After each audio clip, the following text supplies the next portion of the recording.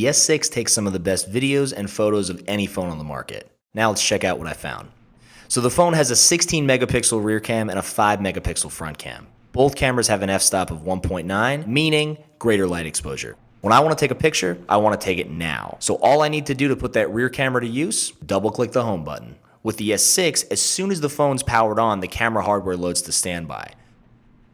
The S6 has improved autofocus, allowing you to get your subject into focus very quickly no matter where they are in your frame. Then, if you zoom in, you see just how crisp and clear these photos really are, thanks to that 16 megapixel rear cam.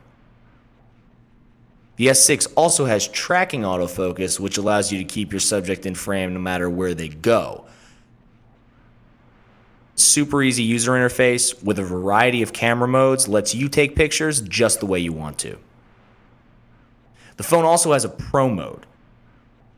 It allows you to make a lot of the decisions you would ordinarily make using a DSLR, and then once you find your groove, you can customize and save your settings.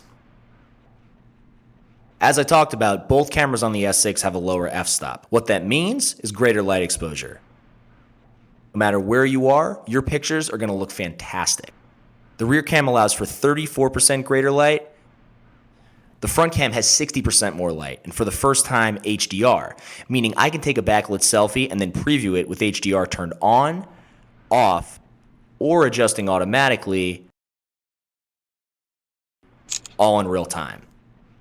Thanks to its optical image stabilization feature, the S6 also really shines when recording video. In low light, thanks to the phone's ability to combine 4 frames into one, making your videos even brighter without you even realizing it.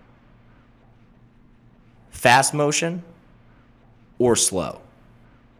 I can even edit my videos and control the speed, so whatever I put out looks exactly the way I want it to.